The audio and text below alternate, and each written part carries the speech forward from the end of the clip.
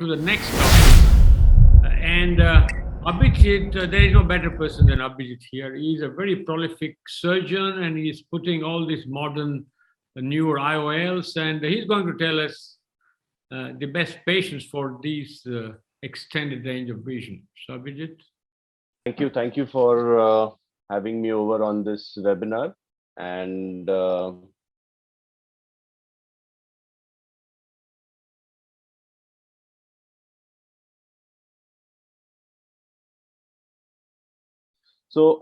I was asked to talk on who's the best patient for an EDOF. I have a very limited experience with the other EDOFs that Nishant was talking about.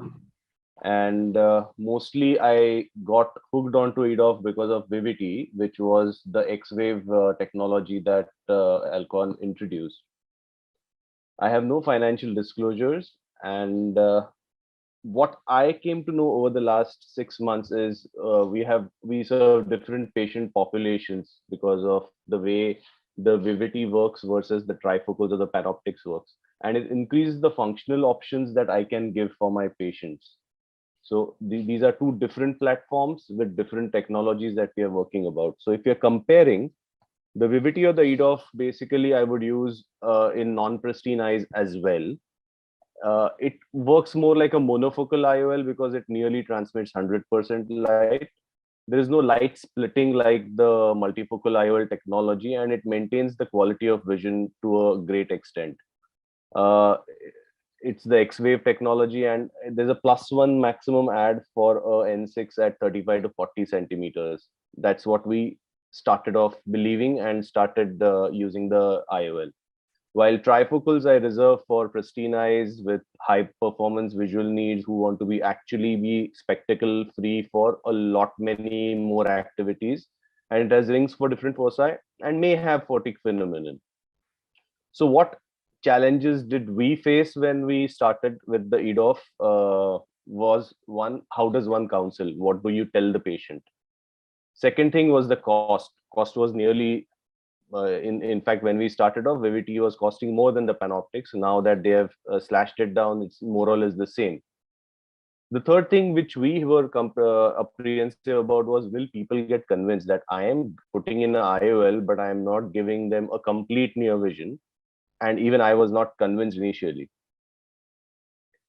So we started using it in different people, and one of the first few people was a close friend of mine who was an MD physician. He's around 55, and we explained to him the glares and halos of panoptics, and he did not want a trifocal, and he still wanted spectacle independence. So Vivity had just launched, and we gave him an option of Vivity, and post-operatively, surprisingly, he came to binocular 6.6 and 6.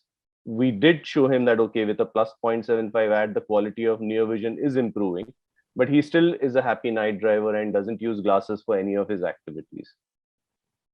The second case was an architect who needed to read very small fonts and fine lines. And these are the people who actually want a very good contrast range, a range of contrast, especially because the lines and the drawings that they see have lighter lines as well as darker lines. So those things, the range needs to be talked about and counseled to them before you're putting a trifocal. So he chose a EDOF over the trifocal, and he was uncorrected 6.6 and 6 blurred with an add of +1. But again, he doesn't use glasses regularly. It's like maybe 1%, 10 to 2% activities that he actually uses the reading glasses.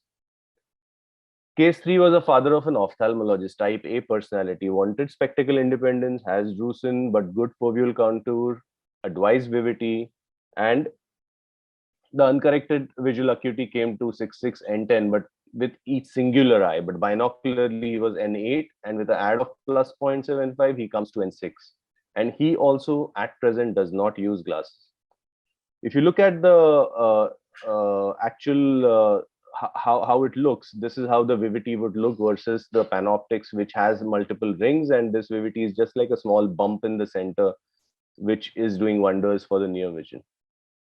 So my criteria for Vivity over a period has become new generation gadget users who can adjust their requirements, like increasing the font size on their phones or their gadgets, especially in people who are driving at night in rural areas wherein there are no street lights. Panoptics really works well when there is in urban driving areas wherein there is some amount of ambient light around. It's not a complete dark place, so the halos really don't really hit you that much. But it's the rural driving which makes a problem. So these are the patients I would actually advise EDOF. Type A personalities, definitely retired lifestyle, ocular pathologies, and all diabetics. The EDOF, I would actually tell my patients while counseling that 95% activities would be without glasses, no halos at night. It behaves like a multifocal, so there's no drop in contrast. So that improves my belief in the IOL and my confidence in advising that as this. I usually target a minus 0.5 as a target for the second eye. With the panoptics, we usually used to go hypermetropic or the closest emetropic, but still towards the hyperopia side. But with Vivity, we err towards the myopic side, not towards the hyperopic side. And for some reason, even in spite of giving zero point 0.5 minus 0.5 myopia, the patient still ends up with good 6 and N6. So why Vivity is because it increases the cross section for my presbyopic correcting IOLs. You never used to include diabetics and advanced glaucoma or moderate glaucomas or macular issues. So now I have started including those in patients while advising presbyopic correcting IOLs. Type A personalities, night drivers, we've already spoken about. Certain people in architects and doctors, definitely. And again, it's not so dependent on the pupil size to a great extent, unlike the trifocal. So that again increases my patient base.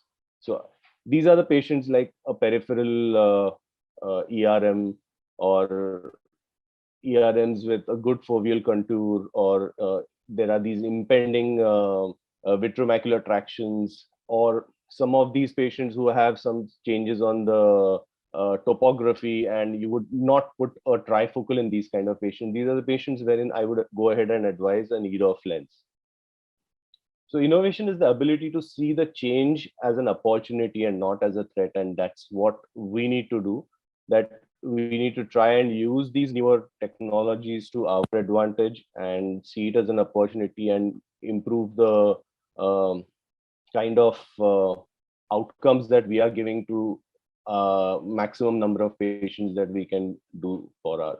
So in short, my practice would soon have 3 options: an aspheric IOL, a tri, and thank you.